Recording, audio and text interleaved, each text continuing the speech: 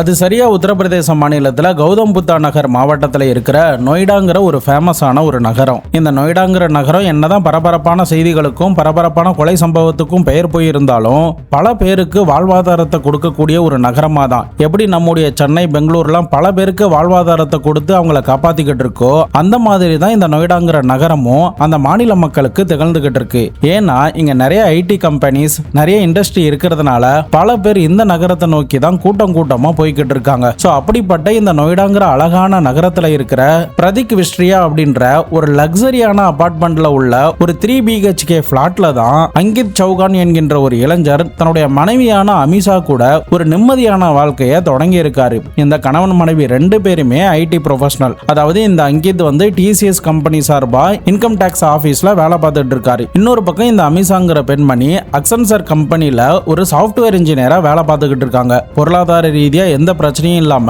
நல்ல சம்பளத்தோட ஒரு நல்ல வாழ்க்கையை தான் இந்த கணவன் மனைவி 2 பேரும் இந்த பிளாட்ல தொடங்கி இருந்திருக்காங்க.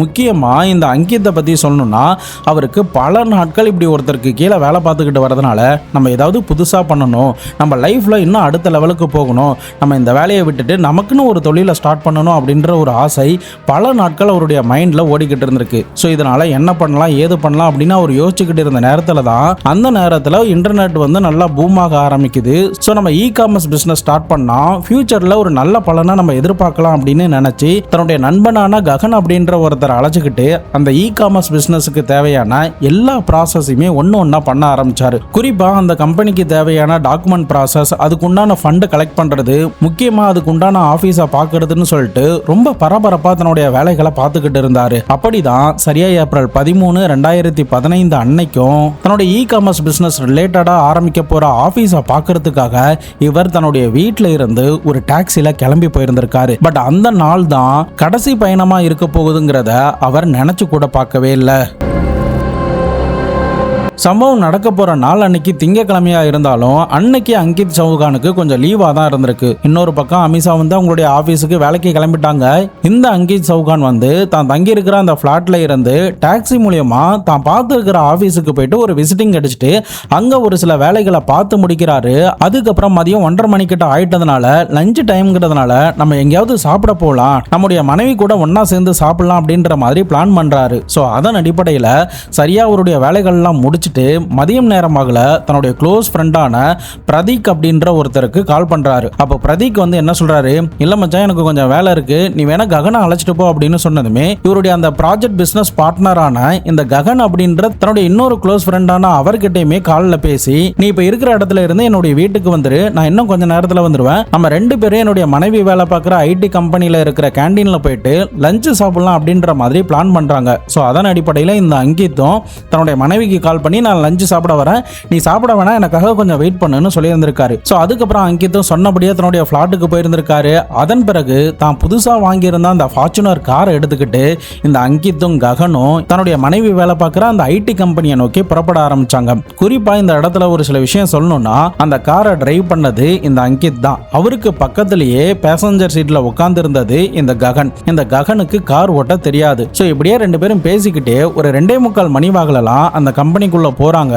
சரியா 1 மணி நேரம் கிட்ட அங்க உட்கார்ந்து நல்லா பேசி சாப்பிட்டு முடிச்சதுக்கு பிறகு இந்த ககனும் அங்கித்தும் அந்த கேண்டீன்ல இருந்து தங்களுடைய கார் பார்க் பண்ணி இருக்கிற இடத்துக்கு வராங்க. அதுக்கப்புறம் 2 பேரும் ஒரு தம் ஒன்று போட்டுட்டு தங்களுடைய காரை எடுத்துக்கிட்டு வீட்டை நோக்கி புறப்பட்டு வந்துகிட்டே இருக்காங்க. அப்படி அவங்க புறப்பட்டு வந்துகிட்டு இருந்த நேரத்துல தான் ஒரு முக்கியமான ஒரு விஷயத்தை இந்த அங்கித் நோட் பண்ணி இருந்திருக்காரு. அது என்னன்னா, நீண்ட நேரமா நம்மள ஒரு கார் ஃபாலோ பண்ற மாதிரி இருக்கே, எதுக்காக இந்த வெள்ளை கலர் ஹோண்டா அக்காட் கார் வந்து நம்மள துரத்திக்கிட்டே இருக்கு, நம்ம ஸ்லோவா போனாலும் நம்மள ஏன் ஓவர்டேக் பண்ணி போக மாட்டது, சம்திங் ஏதோ ஃபிஷியா இருக்கே அப்படின்னு அவருக்கு தோண ஆரம்பிச்சதும் உடனடியாக தன்னுடைய நண்பனான பக்கத்தில் இருக்கிற ககன் கிட்ட இந்த செய்தியை சொல்றாரு.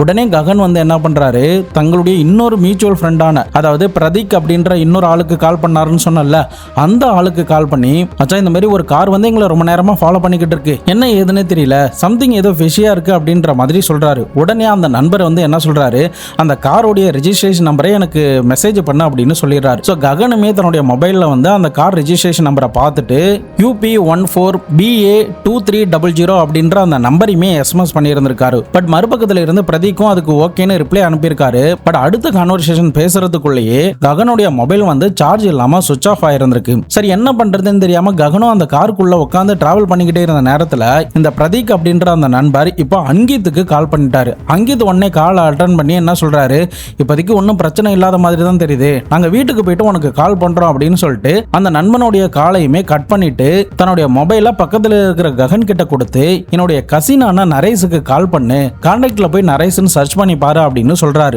அதன் அடிப்படையில் இந்த ககனும் கான்டாக்ட்ல போயிட்டு அந்த மொபைல் நம்பரை சர்ச் பண்ணி உடனே கால் பண்ணியும் அங்கித் கிட்ட அந்த போனை கொடுத்துறாரு. பட் அங்கித் பேச ஆரம்பிச்ச ஒரு சில வினாடிகள்லயே மறுபக்கத்தில் இருந்த நரேஸுக்கு ஒரு டமால்னு வெடிவெடிக்கிற மாதிரியான சத்தம் தான் கேட்டிருந்திருக்கு. கார் டயர் வெடிச்சுதா, அப்படி இல்லைன்னா கார் வெடிச்சிருச்சா, அப்படி இல்லைன்னா பெட்ரோல் டேங்க் வெடிச்சிருச்சா, அப்படி இல்லைன்னா கார் எங்கேயாவது மோதிருச்சா அப்படின்ற எக்கச்சக்கமான குழப்பத்தோட தான் அங்க நடக்கக்கூடிய விஷயங்களை காதால கேட்க ஆரம்பிச்சாரு. இன்னொரு பக்கம் பார்த்தா இந்த அங்கித்தோடைய அலறல் சத்தம் தான் இந்த நரேஸுக்கு மறுபக்கத்துல இருந்து கேட்டுக்கிட்டே இருக்கு. நரேஸும் என்னாச்சு என்னாச்சு அப்படின்னு காலில் இருந்தபடி கேட்டுக்கிட்டே இருக்காரு. ஆனா யாருமே அவருக்கு ரெஸ்பான்ஸ் பண்ணல. அடுத்தடுத்து 3 வெடி சத்தமும் அலறல் சத்தமும் கேக்குது.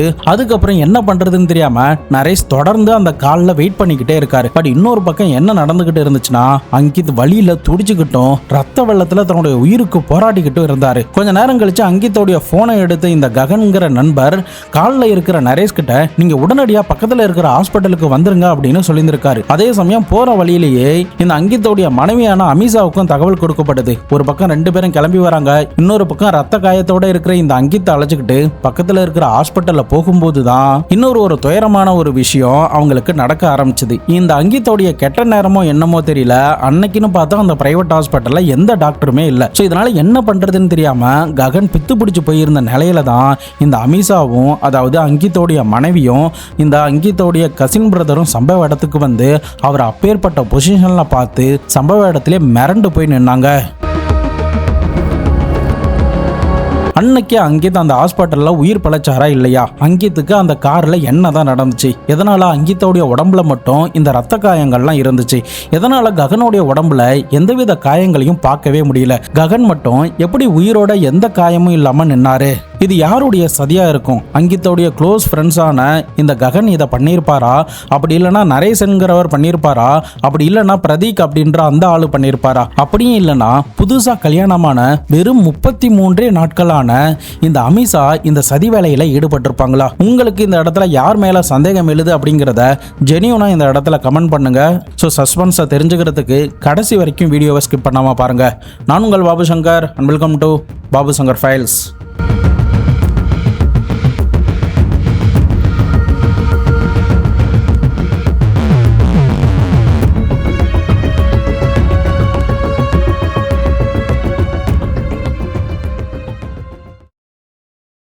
அங்கித்துக்கு என்ன நடந்துச்சுங்கிறத தெரிஞ்சுக்கிறதுக்கு முன்னாடி இந்த மாதிரி இன்ட்ரெஸ்டிங்கான இன்வெஸ்டிகேஷன்லாம் உங்களுக்கு பிடிக்கும் அப்படின்னா மறக்காம நம்ம சேனலை சப்ஸ்கிரைப் பண்ணி வச்சுக்கோங்க. உங்களுடைய நண்பர்களுக்கும் இப்படி ஒரு சேனல் இருக்கு அப்படிங்கிறத சஜஸ்ட் பண்ணுங்க.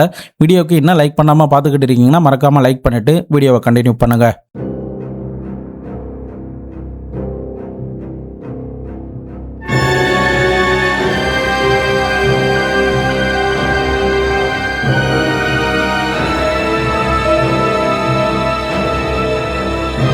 அடுத்த கட்டமா அங்கித்தோடைய மொபைல்ல இருந்து இந்த ககன் போலீஸ் ஸ்டேஷனுக்கு ஆல்ரெடி ஒரு தகவலை கொடுத்துட்டாரு. ஆனா இன்னொரு பக்கம் இந்த ஹாஸ்பிட்டல்ல மருத்துவர்கள் இல்லாததுனால அந்த ஹாஸ்பிட்டல்ல இருந்தே ஒரு ஆம்புலன்ஸ் ஒன்னா தயார் பண்ணி பக்கத்துல இருக்கிற இன்னொரு ஹாஸ்பிட்டலுக்கு அனுப்பி வைக்கிறாங்க. அங்க மருத்துவர்கள் அவரை சோதனை பண்ணிட்டு ஒருவேளை இவரை சீக்கிரமா கொண்டு வந்திருந்தா கூட காப்பாத்தி இருந்திருக்கலாம், மேற்கொண்டு அவருடைய கழுத்துல ஒரு தோட்டா இன்னமும் ஸ்ட்ரக் ஆகி தான் நிக்குது அப்படின்னு ஒரு ஷாக்கிங்கான இன்ஃபர்மேஷனை கொடுத்துருந்துருக்காங்க. எஸ், அன்னைக்கு அந்த ஃபார்ச்சுனர் கார்ல இந்த அங்கித் போகும்போது அவரை யாரோ மர்ம மனிதர்கள் கொடூரமான முறையில் துப்பாக்கியால் சுட்டிருக்காங்க. ஆனால் இன்னொரு பக்கம் இருந்த ககனை அவங்க சுடவே இல்லை. போலீஸும் சம்பவ இடத்துக்கு வந்து நடந்த விஷயங்கள் எல்லாத்தையுமே தெரிஞ்சுக்கிட்டதுக்கு பிறகு இமிடியேட்டா ஒரு கம்ப்ளைண்ட்டை ரெஜிஸ்டர் பண்றாங்க. அதே சமயம் அந்த ஃபார்ச்சுனர் கார், இந்த அங்கித்தோடைய மொபைல் போன் பிளஸ் அங்கித்தோடைய சடலம் அப்படின்னு எல்லாத்தையுமே ரெக்கவர் பண்ணி அவங்களுடைய ஃபர்தரான இன்வெஸ்டிகேஷனை ஸ்டார்ட் பண்ண ஆரம்பிச்சாங்க. குறிப்பா போலீஸ் அதிகாரிகள் ஃபாரன்சிக் ஆஃபீஸரெல்லாம் வர வச்சு அந்த காரை கம்ப்ளீட்டா சோதனை பண்ண ஆரம்பிச்சாங்க. இன்னொரு பக்கம் அங்கித்தோடைய சடலத்தை சோதனை பண்ணி பார்த்ததுல அவருடைய கையில ஒரு தோட்டா இறங்கியிருக்கு, கழுத்து பகுதியில் ஒரு தோட்டா இறங்கியிருக்கு, தோள்பட்டை கிட்ட ஒரு தோட்டா இறங்கியிருக்கு, ஒரு தோட்டா அந்த கார்ல மிஸ் ஆகிருக்கு அப்படிங்கறத கண்டுபிடிக்கிறாங்க. மேற்கொண்டு அந்த கார்ல இருந்த அந்த துப்பாக்கியில இருந்து வரக்கூடிய சில துகள்களையும் அந்த தோட்டாவுடைய சில காட்டேஜையும் மீட்டெடுத்து அதை ஒரு பக்கம் லேப்ல ஸ்டோர் பண்ண ஆரம்பிச்சாங்க. மேற்கொண்டு அந்த காருடைய வெளிப்புறத்துல ஏதாவது ஃபிங்கர் பிரிண்ட் கிடைக்குமா அப்படின்னு சொல்லிட்டு காரை கம்ப்ளீட்டா அனலைஸ் பண்ணி பாக்குறாங்க. பட் இதெல்லாம் ஒரு பக்கம் இருந்தாலும் போலீஸ் முன்னாடி நிக்கிற ஒரே கொஸ்டின் என்னன்னா, இந்த அங்கித்தை கொலை பண்ணது யாரு, அந்த கொலையை யாரு பண்ண சொல்லியிருப்பா அப்படிங்கிறது தான். போலீஸுக்கு இந்த கேஸில் ஆரம்பத்தில் இருந்து இந்த 4 பேர் மேலே தான், நான் ஏற்கனவே சொன்ன அந்த 4 பேர் மேலே தான் சந்தேகம் இருந்துக்கிட்டே இருந்துச்சு. ஏன்னா இந்த 4 பேருக்கும் அங்கித் எந்த லொக்கேஷனில் இருக்காரு, எந்த லொக்கேஷன் வழியாக ட்ராவல் பண்ணுறாருங்கிறது எல்லாமே தெரியும். அதே சமயம் பக்கத்திலே ககன் வந்து இந்த சீனை பார்த்துருக்காரு. ஆனால் அந்த கில்லர் வந்து ககனை கொலை பண்ணவே இல்லை. ஒரு பொட்டு காயம் கூட இந்த ககனுடைய உடம்புல காணப்படலை. இதனால ககன் மேலே ஒரு சந்தேகம் போலீஸுக்கு எழ ஆரம்பிச்சுது. இன்னொரு பக்கம் இந்த பிரதீக்கும் நரேஷும் கால் பேசியிருந்ததுனால இந்த அங்கித்தோடைய லொக்கேஷன் எக்ஸாக்டாக எங்கே இருக்குது அப்படிங்கிறது உங்களுக்கு தெரிஞ்சிருக்கணும். ஸோ இவங்க ஏதாவது சதி வேலையில் ஈடுபட்டிருப்பாங்களா அப்படின்ற சந்தேகமும் ஏற்பட்டுச்சு. அதே சமயம் திருமணமாகி ஒரு 32-33 நாட்கள் தான் ஆகுது. ஒருவேளை இந்த திருமணத்தில் அவங்களுக்கு உடன்பாடு இல்லாமல் இருந்திருக்கலாமா, அப்படி இல்லைன்னா வேற ஏதாவது அஃபேர் இருந்து அந்த ஆள் மூலியமா இவங்க இந்த கொலையை பண்ணியிருப்பாங்களா அப்படின்னு எக்கச்சக்கமான சந்தேகத்தோடு தான் இந்த வழக்குக்குள்ளேயே போலீஸ் அதிகாரிகள் நுழைய ஆரம்பிச்சாங்க. பட் என்னதான் போலீஸ் அதிகாரிகள் இந்த அங்கித்தோடைய மனைவியான அமிஷா மேல சந்தேகப்பட்டாலும் அமிஷா அன்னைக்கு அழுத அந்த காட்சிகள் இவங்களையா நம்ம சந்தேகப்படுறோம் அப்படின்ற ஒரு சின்ன தயக்கத்தை போலீஸுக்கு அந்த நேரத்தில் எழுப்ப ஆரம்பிச்சது. இறந்து போன இந்த அங்கித்தோடைய குடும்பம் நல்ல வசதியை படைத்தவர்கள் தான். அவங்க அப்பா வந்து ஒரு கவர்மெண்ட் எம்ப்ளாயா இருந்து ரிட்டையர்மெண்ட் ஆயிருந்திருக்காரு. அம்மாவான புஷ்பா வீட்டில் தான் ஹவுஸ் ஒய்ஃபாக இருந்திருக்காங்க. மேற்கொண்டு இவருக்கு ஒரு அண்ணனோ தம்பியோ இருக்காங்க. அவங்க வந்து கனடா நாட்டில் வேலை பார்த்துக்கிட்டு இருக்காரு. அதே சமயம் இந்த அமிஷாவுடைய குடும்பத்தார்களும் நல்ல வசதி படைத்தவர்கள் தான். இந்த அமிஷாவும் இந்த அங்கித்தும் பெங்களூரில் ஒரு கம்பெனியில் வேலை பார்த்துக்கிட்டு இருக்கும்போது தான் 2 பேருக்குள்ளேயும் ஒரு நல்ல பழக்கம் ஏற்பட ஆரம்பிச்சுது. அதுக்கப்புறம் நல்ல ஃப்ரெண்ட்ஸாக இருந்து திருமணம் பண்ணிக்கலாம் அப்படின்ற வரைக்குமே போயிருக்காங்க. குறிப்பிட்டு சொல்லணும்னா இவங்க 2012 அவங்க இந்த குற்ற சம்பவம் நடந்தப்போ ஒரு ஃபிளாட்ல தங்கியிருந்தாங்கன்னு சொன்னல, அந்த ஃபிளாட்டுக்கு உண்டான அட்வான்ஸ் எல்லாத்தையுமே புக் பண்ணி அவங்களுடைய கல்யாணத்தையுமே மார்ச் 10, 2015 வகல, அதாவது இந்த சம்பவம் நடப்பதற்கு 33 நாட்களுக்கு முன்னாடி கல்யாணத்தை முடிச்சு அதுக்கப்புறம் கல்யாணம் முடிஞ்ச ஒரு 10 நாட்கள்லயே அந்த வீட்டுக்கு கிரக பிரவேசமும் பண்ணி இந்த 2 பேரும் குடியேறி இருந்திருக்காங்க. அதே சமயம் அந்த கார் வந்து சீரில் வந்துச்சா இல்லை இவராகவே சொந்தமாக வாங்கினாரா அப்படின்ற டீட்டெயில்ஸ் எதுவுமே தெரியல. பட் அந்த ஃபார்ச்சுனர் காரை புதுசாக அவர் வாங்கி டெம்பரவரியாக கொடுக்கப்பட்ட நம்பர் போர்டோட தான் அவர் அந்த காரை இயக்கிக்கிட்டு இருந்தார். பட் இந்த நேரத்தில் தான் அந்த மொத்த குடும்பமும் எதிர்பார்க்காத மாதிரியான அந்த கொடூரமான ஒரு சம்பவம் இந்த அங்கித்துக்கு நிகழ ஆரம்பிச்சது. நம்ம ஜஸ்ட் லைக் தட் இது வார்த்தைகளால் நம்ம இதை நரேட் பண்ணிட்டோம். ஆனால் அந்த குடும்பத்தில் இருக்கிறவங்க எந்த அளவுக்கு மனவேதனைப்பட்டிருப்பாங்கன்னு யோசிச்சு பாருங்க. கல்யாணமாகி 1 மாதம் தான் ஆன தன்னுடைய மகனை பெணமா பார்க்குற அந்த பெற்றோருடைய மனநிலை எந்த அளவுக்கு வேதனைப்பட்டிருக்குன்னு யோசிச்சு பாருங்க. முக்கியமா பல வருடங்கள் ஒன்னா இருந்து நல்லா பேசி நல்லா செட்டில் ஆகி கல்யாணம் பண்ணி ஒரே மாசத்துல தன்னுடைய கணவர் இறந்து போயிட்டாருன்னா அந்த பெண்ணுக்கும் எவ்வளவு பெரிய இழப்பா இருக்குங்கிறதையும் யோசிச்சு பாருங்க. ஸோ அப்படிப்பட்ட மனவேதனையில தான் அன்னைக்கு இந்த அங்கித்தோடைய ஒட்டுமொத்த குடும்பத்தார்களும் இருந்தாங்க. பட் போலீஸ் இருந்தாலும் இந்த 4 பேருடைய மொபைல் ஆக்டிவிட்டிஸ் எல்லாத்தையுமே செக் பண்ண ஆரம்பிச்சாங்க. சம்பவம் நடந்த நேரத்தில் இவங்க எங்கெங்க இருந்தாங்க, எங்கெங்க போனாங்க, வேற யார்கிட்ட எல்லாம் பேசியிருக்காங்க, சோசியல் மீடியால ஏதாவது பெருசா ஆக்டிவா இருந்திருக்காங்களா, அவங்க வேற யாரையாவது புதுசா கான்டாக்ட் பண்ணியிருக்காங்களா அப்படின்னு சொல்லிட்டு ஃபர்தரா அவங்களுடைய இன்வெஸ்டிகேஷனை ஒரு பக்கம் பண்ண ஆரம்பிச்சாங்க. இன்னொரு பக்கம் இந்த வழக்கை விசாரணை பண்றதுக்கு ஒரு ஸ்பெஷல் டீம் ஒன்று ஃபார்ம் பண்ணி சம்பவம் நடந்த ஏரியாவில் ஏதாவது சிசிடிவி இருக்கா, அந்த ஐடி கம்பெனியில் இருக்கக்கூடிய கேட்டு கிட்ட ஏதாவது சிசிடிவி இருக்கா, பிளஸ் சம்பவம் நடந்த வழிகளில் ஏதாவது சிசிடிவி இருக்கா அப்படின்னு சொல்லிட்டு ஒவ்வொரு டீமா பிரிச்சு ஒவ்வொரு வேலைகள் கொடுக்கப்பட்டு தீவிர விசாரணையில ஈடுபட ஆரம்பிச்சாங்க. குறிப்பா போலீஸ் அதிகாரிகள் ககன விசாரணை பண்ணும்போது தான் ஒரு சில முக்கியமான விஷயங்கள் எல்லாமே தெரிய வந்துச்சு. அது என்ன அப்படிங்கிறத இப்போ நம்ம பார்க்கலாம்.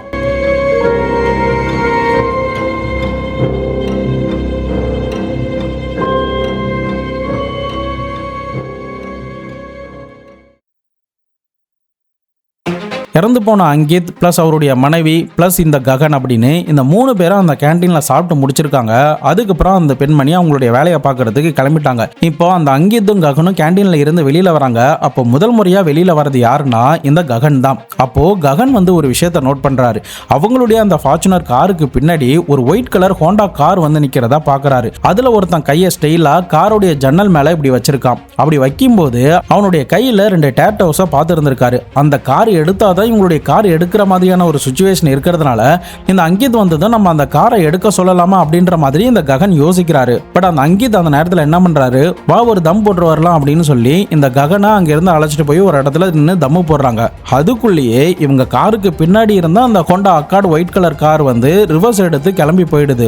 அதன் பிறகு ககனும் அதை பத்தி பெருசா கண்டுக்காம தன்னுடைய நண்பன் கூட அந்த கார்ல உட்காந்து கிளம்பி இந்த நண்பனுடைய வீட்டை நோக்கி போறாங்க. பட் போற வழியில தான் இந்த அங்கித் வந்து அந்த ஒயிட் கலர் கார் வந்து ரொம்ப நேரம் ஃபாலோ பண்ணிக்கிட்டு வரதை நோட் பண்றாரு. ககன் கிட்ட இதை பத்தி சொன்னதுமே ககன் வந்து தன்னுடைய நண்பனான பிரதீக்கு வந்து அந்த ஆர்டிஓ ரிஜிஸ்ட்ரேஷன் நம்பரை வந்து அனுப்பி வைக்கிறாரு. அதுக்குள்ளேயே அந்த ஒயிட் கலர் கார்ல இருக்கிறவங்க இந்த ஃபார்ச்சுனர் காரை வழிமறைச்சி அப்போ அந்த ஹோண்டா காரோடைய இடது பக்கத்துல இருந்து இறங்கின அந்த 2 பேரும் கையில துப்பாக்கியோட இவங்களுடைய ஃபார்ச்சுனர் காரை நோக்கி வந்ததும் ஜன்னல் கிட்ட நின்னபடியே இந்த அங்கித்தை கண்ணாபின்னு சுட ஆரம்பிச்சிட்டாங்க. கிட்டத்தட்ட ஒரு 3 தோட்டா வெடிக்க ஆரம்பிக்குது. அதுல ஒரு தோட்டா அங்கித்தோடைய கழுத்துல பாஞ்சிருது, இன்னொரு தோட்டா தோள்பட்டையிலயோ கையிலயோ எங்கேயோ பாஞ்சிருது, இன்னொரு தோட்டா வந்து இந்த ககனை நோக்கி சுட்டிருக்காங்க. அப்போ ககன் வந்து சீட்டுக்கு முன்னாடி கால் வைப்போம்ல அந்த இடத்துல போய் குனிஞ்சிடுறாரு. இதனால ககன் வந்து அந்த துப்பாக்கி சூட்ல இருந்து தப்பிச்சிடறாரு. அதுக்கப்புறம் அவ்வளோ வெளியிலுமே அங்கித் வந்து அந்த கில்லரை பார்த்து என்ன சொல்றானா, எங்க கிட்ட விலை மதிப்பு இருக்கிற எந்த பொருளுமே இல்ல, எதுக்காக எங்களை சொல்றீங்க அப்படின்ற மாதிரி கேட்டிருந்திருக்காரு. இன்னொரு பக்கம் நரேஷ் வந்து கால் பண்ணி லைன்ல இருந்துகிட்டு இருக்காரு. மொபைல் தவறி கீழே விழுந்துட்டதுனால இந்த அங்கித்தாலையும் அந்த மொபைல் போனை எடுக்க முடியல. வழியில ஒரு பக்கம் துடிச்சுக்கிட்டு இருக்காரு. இது எல்லாத்தையுமே கேட்டுக்கிட்டு தான் இருக்காரு. அதுக்கப்புறம் அந்த துப்பாக்கியால சுட்ட கில்லர்கள்ல 2 பேர்ல இன்னொருத்தன் என்ன சொல்றானா, டேய் கூட்டம் வர மாதிரி இருக்கு, நம்ம இதுக்கு மேல இங்க நின்னு மாட்டிப்போம், நம்ம இங்க இருந்து கிளம்பிடலாம் அப்படின்னு சொல்லிட்டு அந்த 2 பேரும் வேக வேகமா வந்த கார்லயே ஏறி உட்காந்து அங்க இருந்து கிளம்பி போயிடுறாங்க. அதுக்கப்புறம் கூட்டமும் அந்த இடத்துக்கு வர ஆரம்பிச்சது. ககனும் பயந்தபடி கார்ல இருந்து இறங்குறாரு. அதுக்கப்புறம் டிரைவர் சீட்டுக்கு வந்து காரை திறந்து பார்க்கும்போது ஆல்ரெடி மயக்கமான நிலையில உயிருக்கு போராடின நிலையில ரத்த காயத்தோட சீட் பெல்ட் அணிந்த நிலையில இந்த அங்கித் வந்து டிரைவர் சீட்ல அப்படியே தலை ஒடுங்கி கிடக்குறாரு. அதுக்கப்புறம் தான் அங்க இருந்த ஒரு சில ஆட்களுடைய உதவியோட அங்கிதா அப்படியே மெல்லமா தூக்கி வேற ஒரு சீட்ல வச்சுட்டு அங்க இருக்கிற ஆட்கள் கிட்ட யாருக்காவது டிரைவிங் தெரியுமா, நம்ம பக்கத்துல இருக்கிற ஹாஸ்பிட்டலுக்கு போகலாம் அப்படின்னு சொன்னதுமே அந்த கூட்டத்தில் இருந்த ஒரு ஆள் தான் அந்த ஃபார்ச்சுனர் காரை இயக்க ஆரம்பிச்சாரு. ஏன்னா ககனுக்கு வந்து இந்த டிரைவிங் வந்து தெரியாது. ஸோ அதனால ககனுமே அந்த நேரத்தில் என்ன பண்றதுன்னு தெரியாம பக்கத்தில் இருக்கிற ஒரு பிரைவேட் ஹாஸ்பிட்டலுக்கு அழைச்சிட்டு போறாரு. பட் அவங்களுடைய கெட்ட நேரமோ என்னவோ அங்க வந்து டாக்டர்ஸ் அந்த நேரத்தில் இல்ல. அதுக்கப்புறம் தான் ஆம்புலன்ஸ்லாம் ரெடி பண்ணி வேற ஒரு ஹாஸ்பிட்டலுக்கு போறாங்க. பட் அதுக்குள்ளே துரதிருஷ்டவசமா இந்த அங்கித் தன்னுடைய உயிரை இழந்து போயிருந்திருக்காரு. ஸோ இதுதான் நடந்துச்சு, இதுதான் அவனுடைய அங்க அடையாளம், அவனுங்க ஓட்டிட்டு வந்த காரோடைய மாடலும் நம்பரும் இதுதான் அப்படின்னு நடந்த விஷயங்களும் தான் பார்த்த விஷயங்கள் எல்லாத்தையும் இந்த ககன் ஒன்று விடாம போலீஸ் கிட்ட சொல்லியிருந்தாங்க. பட் போலீஸுக்கு அந்த நேரத்தில் ககன் சொன்ன தேரி வந்து உண்மையா பொய்யாங்கிறதுல கூட சில சந்தேகங்கள் இருந்துச்சு தான். பட் இந்த சம்பவத்தை நேரில் பார்த்த ஒரு சில ஆட்கள் கிட்ட விசாரணை பண்ணும்போது கூட ககன் சொன்ன அந்த தேரி கூட ஒரு சில விஷயங்கள் மேட்ச் ஆகவும் செஞ்சுது. அதே சமயம் ககன் கொடுத்த அந்த ஹோண்டா காரோடைய ரிஜிஸ்ட்ரேஷன் நம்பரை செக் பண்ணி பார்த்ததுல தான் போலீஸுக்கு ஒரு பெரிய ட்விஸ்டே காத்துக்கிட்டு இருந்துச்சு. ஏன்னா அந்த ரிஜிஸ்ட்ரேஷன் நம்பர் சச்சின் அப்படின்ற ஒருத்தருடைய ஸ்கார்பியோ காருடைய நம்பர் அப்படிங்கிறது தெரிஞ்சதுமே போலீஸுக்கு இது ஒரு ஃபேக் நம்பர் பிளேட் அப்படின்னு புரிய ஆரம்பிச்சது. ஒருவேளை இந்த ககன் வந்து இது எல்லாத்தையுமே பிளான் பண்ணி இந்த நம்பர் பிளேட்டுமே ஃபேக்கா மாத்தி ஏதாவது டிராமா ஆடுறாரோ அப்படின்ற சந்தேகமும் போலீஸுக்கு எழ ஆரம்பிச்சது. பட் என்னதான் போலீஸுக்கு இந்த மாதிரியான சந்தேகங்கள்லாம் எழுந்தாலும் ககன் தான் இதை பண்ணாரு அப்படிங்கிறதுக்கான எந்தவித லீடுமே எந்தவித ஆதாரமுமே போலீஸுக்கு கிடைக்கவே இல்லை. இன்னொரு பக்கம் அவருடைய மனைவி மேலேயும் சந்தேகம் இருந்தாலும் போதிய ஆதாரம் கிடைக்கவே இல்லை. ஸோ இப்படியே வழக்கு எந்தவித முன்னேற்றமும் காணாம பல நாட்கள் அப்படியே அமைதியாக போக ஆரம்பிக்குது. மீடியாவில் ரொம்ப வைரலாக அந்த செய்தி அந்த நேரத்தில் பேசினாங்க. அது எல்லாமே கொஞ்சம் கொஞ்சமாக ஃபேடாக ஆரம்பிச்சது. பட் இந்த நேரத்தில் தான் ககனுடைய அப்பா வந்து என்ன பண்ணுறாரு, அந்த மாநிலத்தோடைய முதலமைச்சரை போய் பார்க்குறாரு. இந்த மாதிரி என்னுடைய மகனை பட்ட பகலில் இந்த மாதிரி சுட்டிருக்காங்க, சீக்கிரமாக இதுக்காக ஆக்ஷன் எடுக்கணும் அப்படின்னு மனு கொடுக்குறாரு. பட் அதையும் தாண்டி அந்த மாநிலத்தோடைய ஹைகோர்ட்டுக்கு போகும்போது தான் அவருக்கு சரியாக ஒரு வருஷம் கழிச்சு ஒரு நியாயம் ஒன்று கிடைக்குது. அது என்னன்னா, லோக்கல் போலீஸ் விசாரணை பண்ணிக்கிட்டு இருக்கிற இந்த அங்கித்தோடைய வழக்கை சிபிஐ அதிகாரிகள் கிட்ட நீதிமன்றம் ஒப்படைக்க சொல்லி ஒரு உத்தரவை பிறப்பிக்குது. ஸோ அதன் அடிப்படையில் தான் சிபிஐ அதிகாரிகளும் இந்த வழக்குக்குள்ள இந்த அங்கித் இறந்து போய் 14 மாதம் கழிச்சு சரியா ஜூன் மாதம் 14ஆம் தேதி 2016 அன்னைக்கு சிபிஐ அதிகாரிகள் இந்த வழக்கை கையில் எடுத்து இந்த வழக்கோடைய விசாரணையை ஸ்கிராட்சில் இருந்து ஆரம்பிக்க செய்கிறாங்க.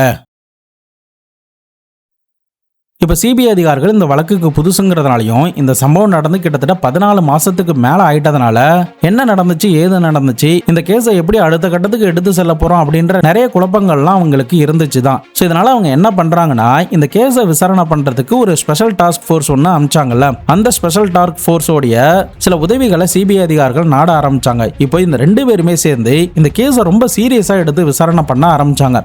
குறிப்பா இந்த இடத்துல தான் சிபிஐ அதிகாரிகளுடைய அந்த ஐபிஎஸ் மூளை வேலை செய்ய ஆரம்பிச்சது. அது என்னன்னா இந்த கேஸ்ல சந்தேக லிஸ்ட்ல இருக்கிற ஒவ்வொருத்தருமே எங்கேயுமே தலைமறைவா ஆகவே இல்லை. அவங்கள பத்தின எந்தவித லீடுமே கிடைக்கல. அதாவது அங்கித்தோடைய நண்பர்கள் மேலையும் அங்கித்தோடைய மனைவிக்கு எதிராகவும் எந்தவித ஆதாரங்களும் இல்லை. இதனால சிபிஐ அதிகாரிகள் என்ன நினைச்சாங்கன்னா வேற ஒரு ஆள் தான் இவங்களை வந்து கொலை பண்ணிருக்கணும் அப்படின்னு நினைச்சு இந்த அங்கித்துக்கு ஏதாவது பகை இருக்கா குடும்பத்திலேயோ அப்படி இல்லைன்னா அவர் வேலை செய்யற இடத்துலயோ அவர் பிசினஸ் பண்ற இடத்துலயோ ஏதாவது பகை இருக்கா அப்படின்ற மாதிரி விசாரணை பண்ண ஆரம்பிச்சாங்க. அப்படி விசாரணை பண்ணதுல ஒரு இடத்துல தன்னுடைய இன்னொரு கசின் பிரதரான ரோஹித் அப்படின்ற ஒரு ஆள் கிட்ட கார் பார்க்கிங் பண்ற ரிலேட்டடா சண்டை ஏற்பட்டதா சொல்லப்பட்டுச்சு. அதே சமயம் அங்கித் வேலை பார்த்த கம்பெனிலையும் ஒரு ஆள் கூட சண்டை ஏற்பட்டதா சொல்லப்பட்டுச்சு. பட் அந்த 2 பேரும் இவரை கொலை பண்ற அளவுக்குலாம் எங்களுக்கு மனப்பான்மை எல்லாம் இல்ல, அந்த அளவுக்குலாம் எங்களுக்குள்ள சண்டைகள்லாம் இல்ல அப்படின்னு சொல்லிட்டாங்க. ஸோ சிபிஐ அதிகாரிகளும் இந்த கேஸ் எல்லாத்தையுமே மொத்தமா ஸ்டடி பண்ணிட்டு என்ன ஒரு முடிவுக்கு வராங்கன்னா அப்போ சம்மன் யாரோ ஒரு தேர்ட் பர்சன் தான் வந்து இந்த அங்கித்தை கொலை பண்ணிருக்காங்க அப்படின்னு ஒரு முடிவுக்கு வராங்க. அதாவது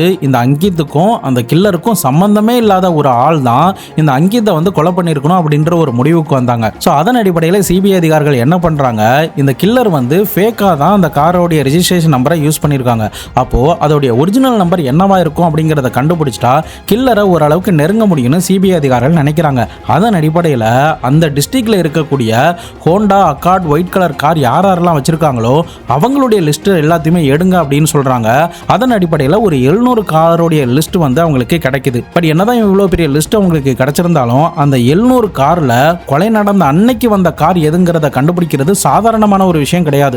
ஸோ இதுக்குமே சிபிஐ அதிகாரிகள் ஸ்மார்ட்டா என்ன ஒரு விஷயம் பண்றாங்கன்னா ஏற்கனவே இதே மாதிரி நம்பர் பிளேட்லாம் ஃபேக்கா ரெடி பண்ணி கொடுத்து எவனாவது ஜெயிலில் இருப்பான்ல அவனை போய் விசாரணை பண்ணா நமக்கு ஒரு சில ட்ரிக்ஸ் ஏதாவது கிடைக்கலாம் அப்படின்னு நினைக்கிறாங்க. ஸோ அதன் அடிப்படையில் அந்த மாதிரி கைது செய்யப்பட்டு சிறையில் இருக்கிற ஆட்களை போய் சிபிஐ அதிகாரிகள் பார்த்து இந்த மாதிரி நாங்கள் ஒரு கேஸை விசாரணை பண்ணிட்டு இருக்கோம், இதுல எங்களுக்கு யூஸ் ஆகுற மாதிரியான டிப்ஸ் நீங்க கொடுத்தீங்கன்னா உங்களுடைய தண்டனை காலத்துல ஏதாவது நாங்க கோர்ட்ல சொல்லி உங்களுக்கு கம்மி பண்ணி கொடுப்போம், எங்களுக்கு இந்த உதவி மட்டும் பண்ணுங்க அப்படின்ற மாதிரி ஒரு கோரிக்கையா கேட்கறாங்க. சோ அதன் அடிப்படையில் அந்த ஃபேக் நம்பர் பிளேட்ல மாட்டின குற்றவாளிகள் சிபிஐ அதிகாரிகள் கிட்ட ஒரு முக்கியமான ஒரு பாயிண்டா சொல்றாங்க.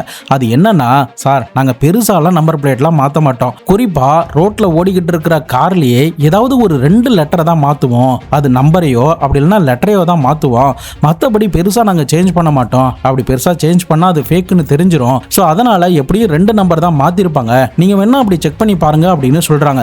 அடிச்சதுரா ஜாக்பாட் அப்படின்னு சொல்லிட்டு சிபிஐ ஆபீசரும் இமிடியேட்டா அந்த 700 நம்பர் கூட இவங்களுக்கு கிடைச்ச அந்த ஃபேக் ரெஜிஸ்ட்ரேஷன் நம்பரான UP14BA2300 அப்படின்ற நம்பரை கம்பேர் பண்ண ஆரம்பிச்சாங்க. இந்த ஃபேக் நம்பர் கூட இந்த 700 லைசன்ஸ் பிளேட் நம்பர் வந்து ஏதாவது மேட்ச் ஆகுதா, ஒரு சில லெட்டர் மட்டும் மாறி மேட்ச் ஆகுதா அப்படின்ற மாதிரி கிராஸ் வெரிஃபிகேஷன் பண்ண ஆரம்பிச்சாங்க. சோ அப்படி அவங்க பண்ணும்போது தான் ஃபைனலி அவங்களுடைய முயற்சிக்கு பலன் கொடுக்கிற விதமா ஒரு ஹோண்டா அக்கார்ட் ஒயிட் கலர் காரோடைய ரெஜிஸ்ட்ரேஷன் நம்பர் கிடைக்குது. அது என்னன்னா UP14AB2200. அதாவது இந்த ஒரிஜினல் நம்பர்ல இருந்து ஃபேக் நம்பர்ல பார்த்தா அந்த BA அப்படின்ற அந்த லெட்டர் மட்டும் மாறி இருக்கு, இன்னொரு பக்கம் அந்த நம்பர்ல 2 வர இடத்துல 3 போட்டிருந்திருக்காங்க. சோ இந்த நம்பர் கொண்ட அந்த கார்ல தான் கில்லர் வந்திருப்பானோ அப்படின்னு சொல்லிட்டு அந்த காரை பத்தின டீடைல்ஸை எடுக்க ஆரம்பிச்சாங்க.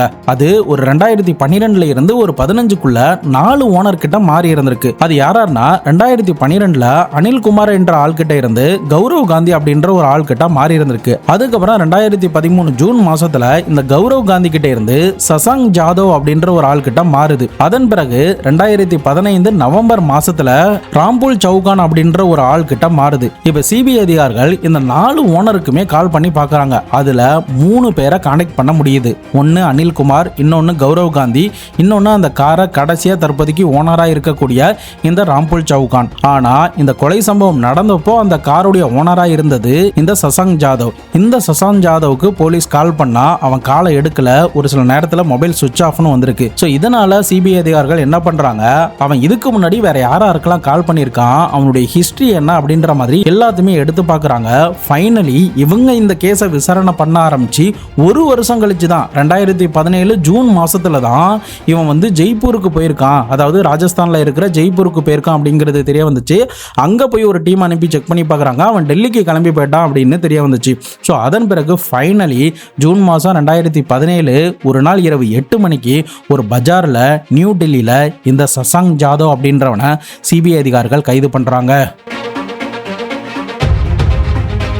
அதாவது இந்த கொலை சம்பவம் நடந்து 2 வருஷம் கழிச்சு தான் இந்த சசாங் ஜாதவ் அப்படின்றவனை கைது பண்ணாங்க. ஏன்னா மீடியாவுடைய அட்டென்ஷன் எதுவுமே இல்லை. கில்லருமே அந்த நேரத்தில் என்ன நினச்சிருப்பான், கேஸ் சரியாக விசாரணை பண்ணல, எந்த ஆதாரமும் கிடைக்காததுனால போலீஸ் இந்த இன்வெஸ்டிகேஷன் ப்ராசஸில் ஈடுபடலைன்னு நினச்சி வெளியில் சுத்த ஆரம்பிச்சிருப்பான். ஸோ இதை தங்களுக்கு சாதகமாக பயன்படுத்தி தான் சிபிஐ அதிகாரிகள் மெனக்கெட்டு இந்த சசாங் ஜாதவை இரவு பகலாக பொறி வச்சு பிடிச்சாங்க.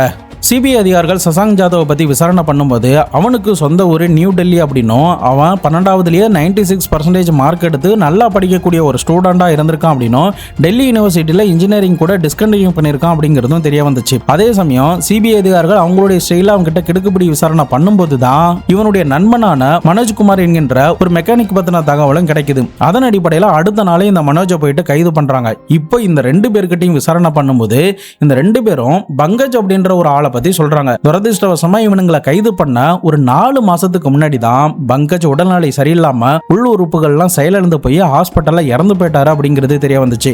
பட் இருந்தாலும் என்ன நடந்துச்சு, உங்களுக்கும் அங்கித்துக்கும் எப்படி சம்பந்தம், எதனால அங்கிதா இன்னைக்கு கொலை பண்ணீங்க அப்படின்னு சொல்லி அந்த 2 பேர்கிட்டையும் அவங்களுடைய ஸ்டைல அடிச்சு உதச்சி விசாரணை பண்ணும்போது தான் என்ன நடந்துச்சு, ஏது நடந்துச்சு, எதனால அங்கிதா அன்னைக்கு கொலை பண்ணோம், என்ன காரணத்துக்காக கொலை பண்ணோம் அப்படின்ற முதற்கொண்டு எல்லாத்தையுமே ஒன்று விடாம சொன்னானுங்க. அது என்ன அப்படிங்கிறத இப்போ நம்ம பார்க்கலாம்.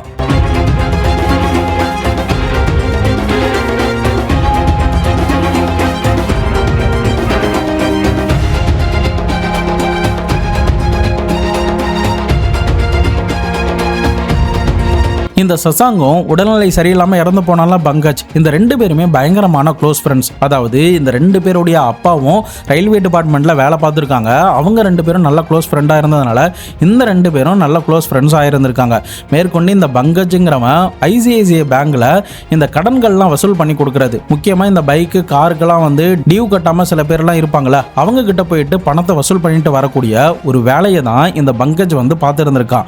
ஸோ இந்த மாதிரியான விஷயங்களில் ஈடுபடும் போது நிறைய வண்டிகளை பணம் கட்டாததுனால கைப்பற்றவும் செய்வாங்க. ஸோ இந்த சந்தர்ப்பத்தில் தான் அந்த ஊரில் ஒரு பெரிய கிரிமினலான சட்பால் அப்படின்ற ஒருத்தனுடைய பழக்கம் கிடைக்க ஆரம்பிக்குது. அதாவது இவன் மேலே ஒரு 10க்கும் மேற்பட்ட கார் திருட்டு வழக்கு மட்டுமே பதிவு செய்யப்பட்டிருந்திருக்கு. அதாவது இவனுடைய பிரதான தொழிலே இந்த கார்களை திருடுறது தான்.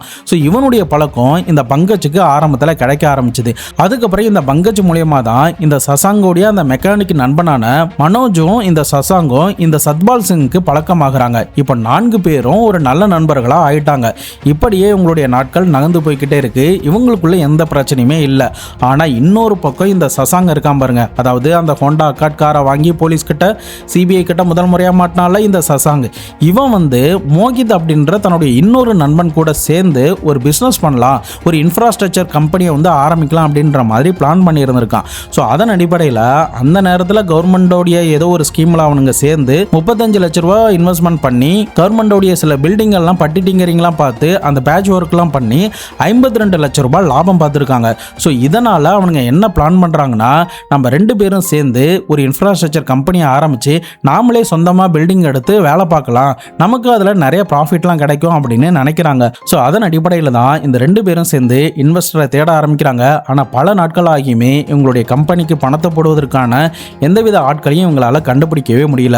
ஸோ அதன் அடிப்படையில் சரியா ஏப்ரல் 25, 2015 வாக்கில் தனக்கு தெரிஞ்ச சொந்தக்காரங்க மூலியமா 1.5 கோடி ரூபாய் பணத்தை இந்த சசாங் ஜாதவ் கடனா வாங்கியிருந்திருக்கான். அதாவது இந்த கொலை சம்பவம் நடந்து அடுத்த 10 நாட்கள்லயே இந்த கடன் தொகையை வாங்கியிருந்திருக்கான். அதே சமயம் பங்கஜ் அப்படின்ற தன்னுடைய நண்பன் கிட்டையுமே 4 லட்ச ரூபாய் கடன் தொகையை வாங்கியிருந்திருக்கான். ஸோ அதாவது இந்த நம்பர்லாம் என்ன சொல்லுதுன்னா, இந்த சசாங்க்கு அவனுடைய பிசினஸ் ஃபெயில் ஆகி நிறைய பேர்கிட்ட கடனாளியாகவும் இருந்திருக்காங்கிறது தான் சொல்லுது. ஸோ அதன் அடிப்படையில் தான் இவனுக்கு நிறைய பணம் தேவைப்பட்டதுனால என்ன பண்றது ஏது பண்றதுன்னு தெரியாம பித்து பிடிச்சு போய் இருந்த நிலையில இந்த பங்கஜுக்கும் நம்ம எப்படி காசு கொடுக்க போறோம் அப்படின்ற குழப்பத்தில் இருந்த நேரத்தில் தான் இந்த பங்கஜ் ஒரு கேவலமான ஒரு ஐடியாவை சொல்ல ஆரம்பிச்சான். அது என்னன்னா, இந்த பங்கஜ் அந்த பணம் வசூல் பண்ற இடத்துக்குலாம் போனான்ல, அப்போ எந்தெந்த ஃபேமிலி வீக்கு, எந்தெந்த ஃபேமிலி அந்த பணத்தை கட்ட முடியாம இருக்காங்க அப்படிங்கிறது எல்லாமே இவனுக்கு தெரியும். ஸோ அவங்களுடைய லிஸ்டா எடுத்து இந்த சத்பால் சிங் கிட்ட இவன் கொடுத்துருவான். அவன் என்ன பண்ணுவான், அந்த காரை நோட் பண்ணி அவங்க கிட்ட இருந்து திருடிடுவான். ஸோ இந்த திருட்டு வழக்குல இந்த பங்கஜுக்கும் பழக்கம் இருந்ததுனால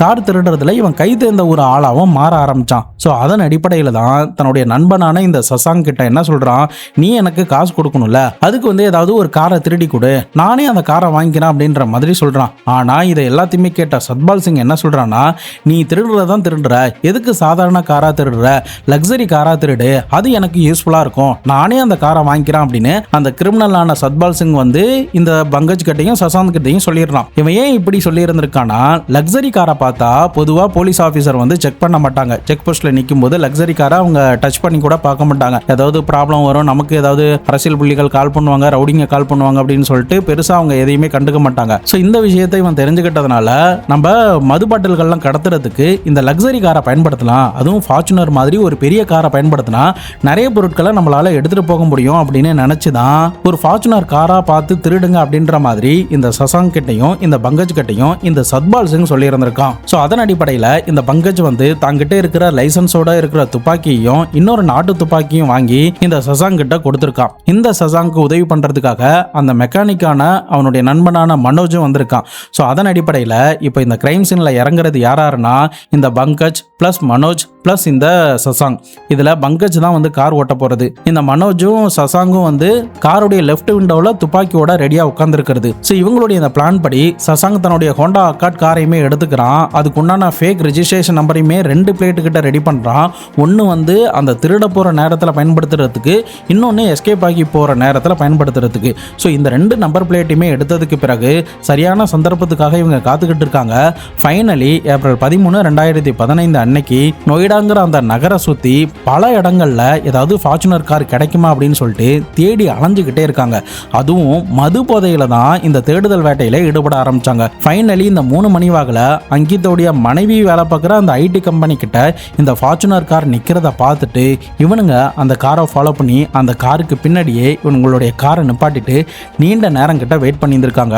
அங்கித்தும் 1 மணி நேரம் கழிச்சு வெளில வராரு. அதுக்கப்புறம் காரை எடுத்துக்கிட்டு அவர் கிளம்புறாரு. இவரை ஃபாலோ பண்ணிக்கிட்டே இவனுங்க போறானுங்க. அதுக்கப்புறம் ஆள் நடமாட்டம் இல்லாத இடமா பார்த்து ஒரு இடத்துல வழி மறைச்சு தான் கார்ல இருந்து இறங்கி இந்த சசாங்கும் மனோஜும் துப்பாக்கியோட இந்த அங்கித் உட்கார்ந்துருக்கிற கார் சீட்டு கிட்ட வந்திருக்காங்க.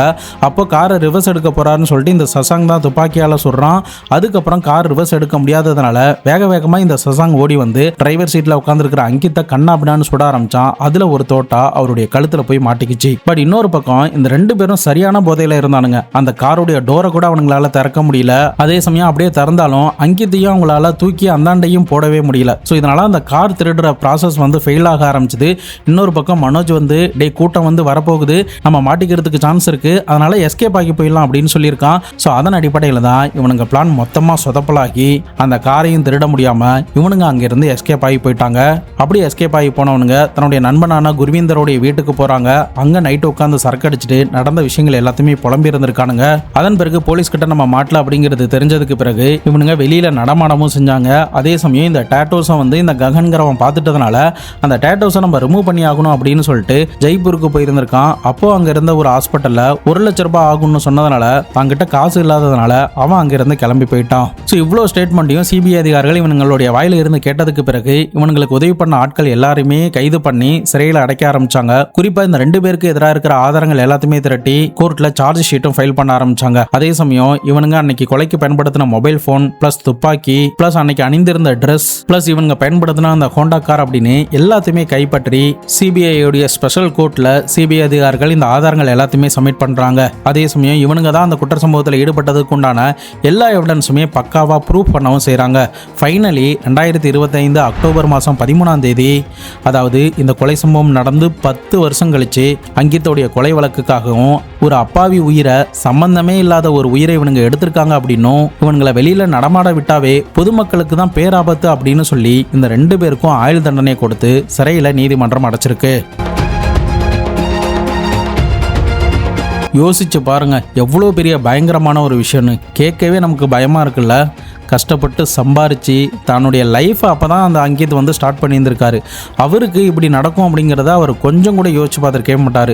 தன்னுடைய ட்ரீம் ப்ராஜெக்டை எப்படியாவது சக்ஸஸ்ஃபுல்லாக பண்ணி முடிக்கணும், நம்ம இன்னும் பெரிய ஆளாக ஆகணும், தன்னுடைய மனைவி கூட இன்னும் சந்தோஷமாக இருக்கணும் அப்படின்னு தான் அவர் ஆசைப்பட்டாரே தவிர மற்றபடி யாருக்கும் அவர் கெடுதல் நினைக்கவே இல்லை. பட் இவனுங்களுடைய சுயநலத்துக்காக இவனுங்களுடைய அந்த பண ஆசைக்கும் பேராசைக்கும் எவன் தாலி அருந்தா என்ன, அடுத்தவங்களுடைய உயிரை நம்ம எடுக்கலாம் அப்படின்னு நினச்ச இவனுங்களுடைய இந்த கேவலமான வக்கரமான எண்ணம் அவனுங்களை என்னதான் சிறையிலேயே அவனுங்க உயிரோட இருந்தாலும் தினம் தினம் ஏதோ ஒரு ரூபத்துல அவங்களுக்கு ஏதோ ஒரு குடைச்சல் வந்துகிட்டே இருக்கும் அப்படிங்கிறது தான் என்னுடைய தீர்க்கமான எண்ணம். இந்த கேஸில் போலீஸ் ஆஃபீஸர் தேவையில்லாமல் சந்தேகப்பட்டாங்க தான். பட் அது அவங்களுடைய டியூட்டி. அந்த நேரத்தில் ஒருத்தர் மேலே காயமே இல்லை, அவன் நல்லா இருக்கான், உயிரோட இருக்கான் அப்படின்னா கண்டிப்பாக போலீஸாக இருந்தாலும் சரி, அந்த கேஸை வேறு யார் வந்து விசாரணை பண்ணியிருந்தாலும் சரி, ககன் மேலேயும் அவங்க மனைவி மேலேயும் சந்தேகப்பட்டிருப்பாங்க தான். பட் சந்தேகம் இருந்துச்சே தவிர போலீஸ் ஆஃபீஸர் போய் கைதெல்லாம் பண்ணவே இல்லை, அவங்கள தேவையில்லாமல் அலகழிக்கவும் இல்லை. தற்போதைக்கு இந்த அமிசாங்கிறவங்க தன்னுடைய கணவருடைய ஃபேமிலி கூட இன்னும் பேசிக்கிட்டு தான் இருக்காங்க. அதே சமயம் இந்த ஜட்மெண்ட் கொடுக்க போகிற நேரத்தில் கூட 2 ஃபேமிலியுமே சேர்ந்து தான் ஜட்மெண்ட் டே அன்னைக்கு கூட ஒன்னா சேர்ந்து போயிருக்காங்க. பட் இந்த கேஸை சால்வ் பண்றதுக்கு பெரிய அளவுக்கு யோசிச்ச சிபிஐ அதிகாரிகளை தான் நம்ம பாராட்டியே ஆகணும். அவ்வளோ பெரிய ஒரு 700 பேருடைய லிஸ்ட்டை எடுத்து அதில் ஃபில்டர் பண்ணி எந்த மாதிரிலாம் நம்ம யோசிச்சா அந்த கில்லரை வந்து நெருங்க முடியும் அப்படின்னு ஸ்மார்ட்டாக கால்குலேஷன் பண்ணி கில்லரை அவங்க கேஸ் எடுத்த ஒரே வருஷத்திலே பிடிச்சிருக்காங்க. எவ்வளோ பெரிய ஸ்மார்ட்டான விஷயம்னு யோசிச்சு பாருங்க. இந்த சசாங் ஆரம்பத்தில் நல்லா படிக்கக்கூடிய ஒரு ஆளாக இருந்திருக்கான். ஆனால் நாளை பின்னா அவனுடைய அந்த தேவையில்லாத கெட்ட பழக்கங்கள்லாம் அவனை எப்பேற்பட்ட ஒரு ஆளாக மாற்றிருக்குன்னு பாருங்க. இதில் அங்கித்துக்கும் இவனுங்களுக்கும் சம்பந்தமே கிடையாது. ஒரு அப்பாவி தான் இந்த அங்கித். ஒருவேளை பகை இருந்து கொலை பண்ணியிருந்தா கூட இந்த அளவுக்குலாம் ஒரு பாதிப்பு இருக்காது. ஆனா சம்பந்தமே இல்லாத ஒரு ஆளை இவனுங்களுடைய சுயநலத்துக்காக அநியாயமா புதுசா அந்த கல்யாண வாழ்க்கையை ஆரம்பிச்ச இந்த அங்கித்தை துடிக்க கொலை பண்ணியிருந்திருக்காங்கன்னா எப்பேற்பட்ட ராட்சசன்னு பாருங்க. இப்படிப்பட்ட ராட்சசன்களுக்கு மத்தியில தான் நம்ம வாழ்ந்துகிட்டு இருக்கோம். நாமளும் விழிப்புணர்வா இருக்கணும். இந்த மாதிரியான ஆட்கள் எந்த ரூபத்துல இருந்து எப்படி வேணாலும் நம்ம கிட்ட வரலாம். அதனால முடிஞ்ச அளவுக்கு நீங்க பாதுகாப்பா இருக்க பாருங்க. உங்களுக்கு சந்தேகப்படுற மாதிரி ஏதாவது ஒரு விஷயம் நடக்குது அப்படின்னா இமிடியேட்டா எமர்ஜென்சி நம்பருக்கு கால் பண்ணி ஒரு இன்ஃபர்மேஷனை கொடுக்கறது ரொம்பவே நல்லது. அப்படி இல்லைன்னா கிரௌட் இருக்கிற ஏரியாவில் போயிட்டு நின்னுறது ரொம்பவே நல்லது. ஃபியூச்சர்ல இந்த மாதிரி யாருக்காவது ஒரு சந்தர்ப்பம் ஏற்படுதுன்னா பேனிக் ஆகாம என்ன பண்ணா இவங்க கிட்ட இருந்து தப்பிக்கலாம் அப்படின்னு யோசிச்சு நிதானமா ஒரு முடிவு எடுத்தா மட்டும்தான் இந்த மாதிரியான ஆட்கள் கிட்ட இருந்து அந்த மாதிரியான சந்தர்ப்பங்கள்ல நம்மளால தப்பிக்க முடியும். பட் அவங்களுக்கு நம்ம என்னதான் அட்வைஸ் பண்ணாலும் அவங்க மாற போறது கிடையாது. நாம தான் முடிஞ்ச அளவுக்கு விழிப்புணர்வா இருக்கணும். இன்னைக்கு போதை பழக்கமும் கஞ்சா பழக்கமும் ரொம்ப அதிகமாகிக்கிட்டே தான் போகுது. ஸோ இந்த போதை பழக்கத்துக்காக எவன் தாலியை வேணாலும் அறுப்பானுங்க. அதனால வெளியில போகும்போது கூட எப்போதுமே முன்ஜாக்கிரதையாவே இருங்க. நீங்க இந்த சம்பவத்தை பத்தி என்ன நினைக்கிறீங்க? இதை பத்தி உங்களுடைய கருத்துக்கள் என்ன? இந்த சசாங் மாதிரியான ஆட்களை பத்தியும் அவனுங்களுக்கு நீங்க என்ன தண்டனை கொடுக்கலாம், இன்னும் கடுமையான சட்டங்கள் எப்படி கொண்டு வரலாம் அப்படின்னு உங்களுடைய இன்ட்யூஷன் என்ன சொல்லுது அப்படிங்கிறத மறக்காம கமெண்ட் பாக்ஸ்ல சொல்லுங்க. ஸோ இந்த வீடியோக்கு நீங்க என்ன லைக் பண்ணலன்னா மறக்காம லைக் போட்டு போங்க. இந்த பத்தி உங்களுடைய நண்பர்களும் தெரிஞ்சுக்கணும்னு நினைச்சீங்கன்னா அவங்களுக்கும் ஷேர் பண்ணிட்டு போங்க. நாளை மறுநாள் வேற ஒரு கிரைம் கேஸோட வேற ஒரு வீடியோவில் உங்களை வந்து சந்திக்கிறேன். அது வரைக்கும் உங்களிடமிருந்து விடைபெறுவது உங்கள் பாபு சங்கர்.